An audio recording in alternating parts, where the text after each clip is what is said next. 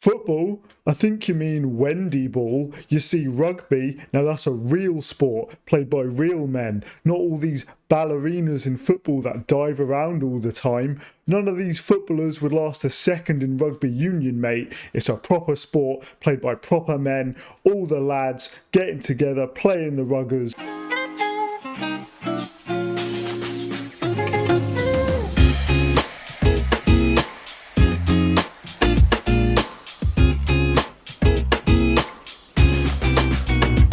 If there's one major issue in football that turns off those who don't enjoy the sport more than any other, it's diving. Quite easily the biggest stick football is consistently beaten with. Those outside of the game bemoan football's attitude towards diving, play acting, and perceived attempts to con the referee. How many times have you heard fans of other sports, almost always usually rugby, claim that they are unable to take football seriously due to all the diving, flopping and going to ground? Why can't footballers just take a challenge, man up and stay on their feet?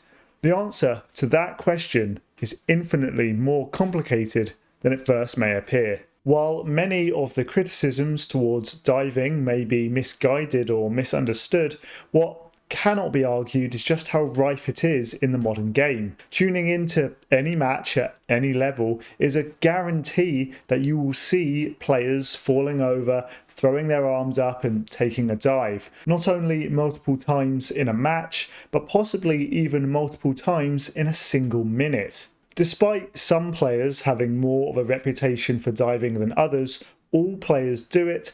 Every player has done it, and going to ground is seemingly as fundamental to football as running, passing and shooting. And the reason for this lies in the social contract that all involved in the game, including every person on the pitch and all of those watching from the stands, buy into as kickoff is taken and the match begins. While on the surface it may seem simple, competitive football is a complicated organism of grey areas, unwritten rules and accepted automatisms that everyone involved buys into as the barrier for entry. For many apathetic to football, for those who just don't get it, this barrier of entry is too high, but for millions upon millions around the world, buying into the quirks and etiquette of the game is not only natural but often subconscious. But before we go any further into discussing why diving is so prevalent, we first must decipher what a dive even is,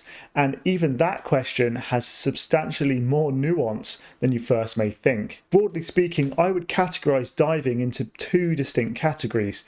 The first is a dive in which the sole purpose is to con the officials into thinking an action has taken place that hasn't. The prime example that comes to my mind is the Rivaldo versus Turkey dive in the 2002 World Cup. This is so infamous that it has become an almost iconic moment in the sport's history. While delaying taking a corner to waste time, Turkish player Hakan Ünsal frustratingly fires the ball towards Rivaldo to get him to hurry up. The ball deflects off his knee, but sensing a chance to con the officials, Rivaldo dives to the floor holding his face. Pandemonium ensues and Ünsal is shown the red card, and Brazil go on to win the game.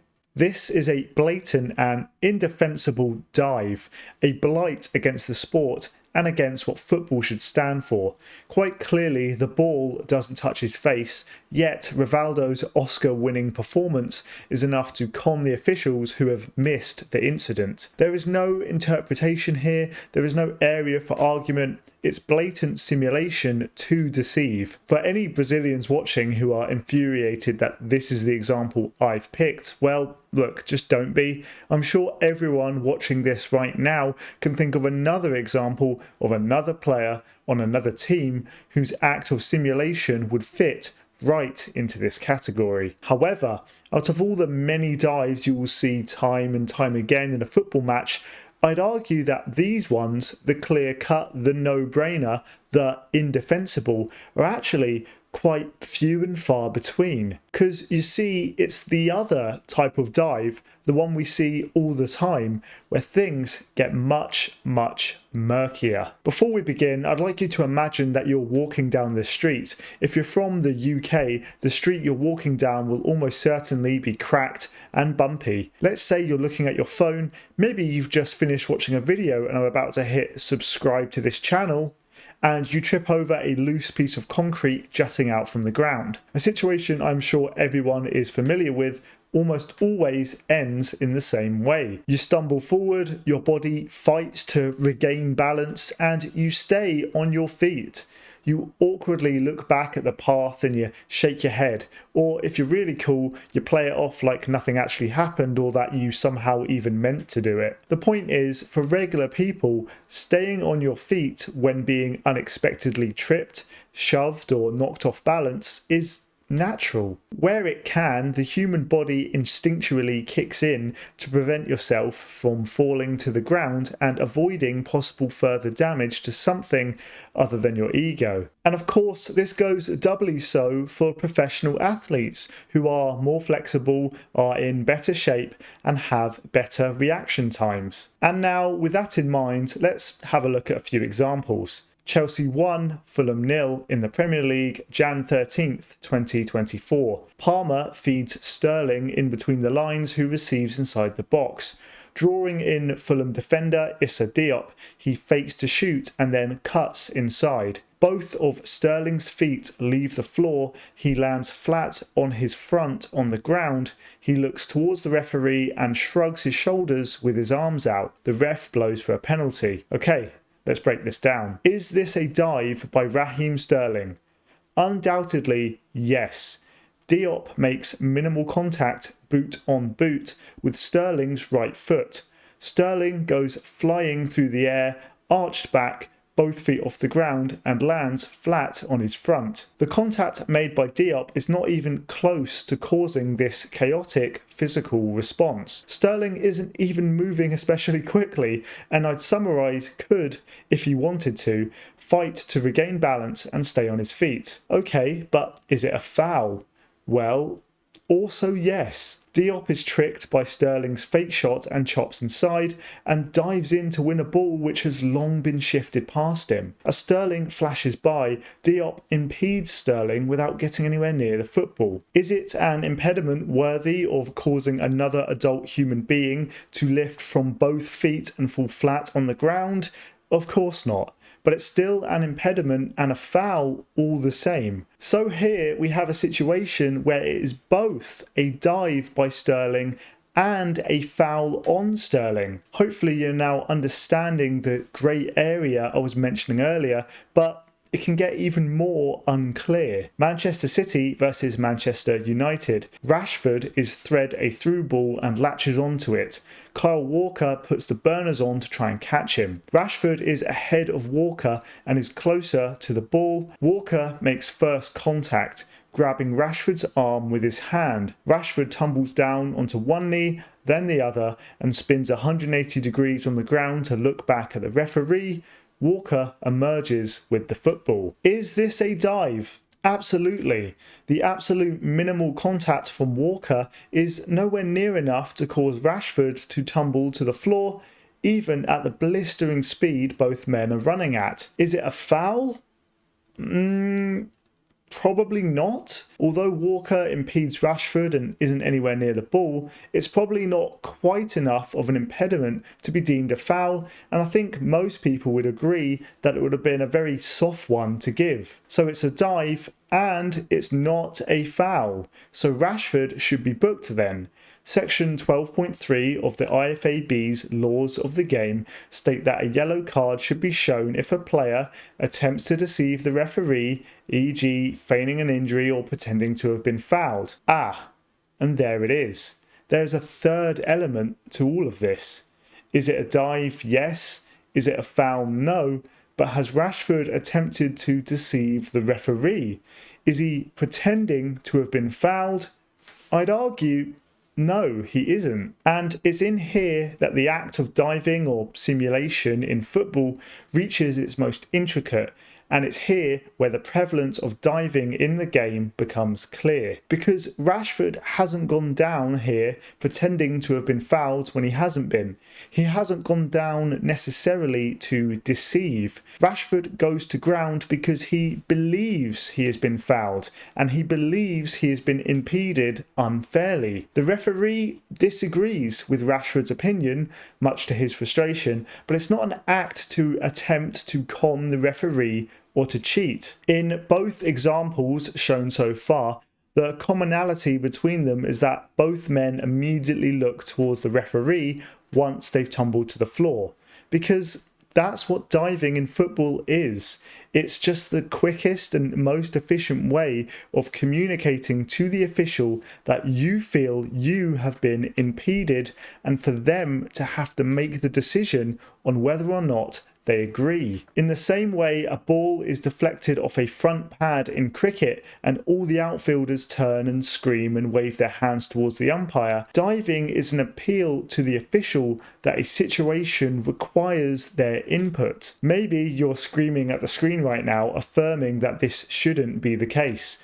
that players should attempt to remain on their feet at all times and the referee should make their decisions when they feel it's necessary to do so and without the need of an appeal to force them into one. And maybe in a perfect reality that would be the case, but that's simply not how the sport works.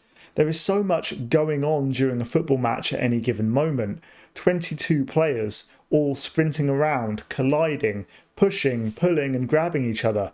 Boots clash together, ankles collide, a shoulder pushes into another to knock someone off balance. I've discussed this further in a previous video, which you can find by clicking here, but the definition of what a foul even is in football is unclear in and of itself. A tug of the shirt is okay as long as you don't hang on for too long, however long that may be. A shoulder to shoulder is legal, but at what specific angle does a shoulder to shoulder actually become an illegal barge in the back? An arm across an opponent's body is a good show of strength, as long as that arm isn't too high, too far across, or too much of an arm. How high is too high? How much of an arm across is too much of an arm across? Well, that has to come down to interpretation. As a final example, let's look at this similar incident between Inter Miami's Sergio Busquets and LA Galaxy's Joseph Panstil. Much like the Rashford-Walker example, Panstil latches on to a through ball in behind and Busquets races to catch up. Much like Walker, Busquets attempts to get an arm across his opponent to slow him down. The LA Galaxy man tumbles to the floor in the 6-yard box and the referee gives the penalty and shows Busquets the yellow card. Same scenario, almost the exact same responses from both players, and yet I'd argue that this one is definitely a foul. Busquets' hand is higher on the shoulder of his opponent. He hangs on for slightly longer than Walker does. Is it a dive? Yes. Is it a foul? Also yes. Two extremely similar scenarios with two vastly different outcomes. There are so many permutations in what can happen between two opposing players across a football pitch that it's impossible to convey in black and white the words to cover them all. In these two examples alone, I'm not even sure how you do it. Is there a specific part of the arm which is more legal to grab a hold of than others? Well, not really. Is there a specific window of time you're allowed to grab hold of an arm or a shirt before it turns into a stonewall foul?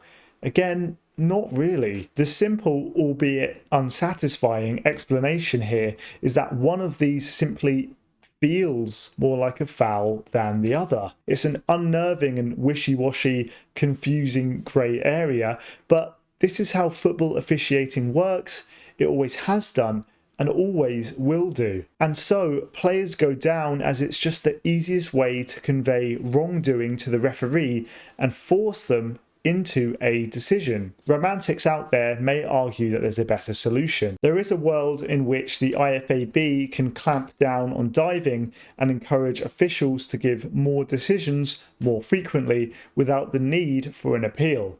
But the social contract of football, the culture of the sport, the meta of the game, for lack of a better word, is just too far gone for this. Imagine a world in which Rashford and Walker race for the football, struggle with each other and battle for the ball as they remain on their feet, and then Andy Madley blows his whistle, gives the foul and sends off Kyle Walker for denying a goal-scoring opportunity, as both players turn around and look bemused about what's happening. Even if that is the correct decision by the referee, and it may well have been, there would have been riots in the streets. There'd be protests outside Premier League headquarters. There would be a petition for the game to be replayed. Football Twitter would eat itself alive. An ex-pro would appear on a crap football podcast and imply that it's all one big refereeing corruption scandal, and Andy Madley would receive death threats, well, more than he probably gets already anyway. The fact is a player going to ground and looking at the referee, a sharp intake of breath from the supporters and a wave of the hand to tell him to get up, or a whistle to the mouth to give the foul, is as part of football as wearing a scarf, getting a pint at half time, or celebrating a goal. In the century or so since its inception, the sport has naturally morphed into what it is today, with its own quirks, aesthetics and accepted mannerisms that everyone who enjoys the game simply buys into before a ball is kicked. And whether you mind it or not, diving is a part of that, and it's not going anywhere anytime soon.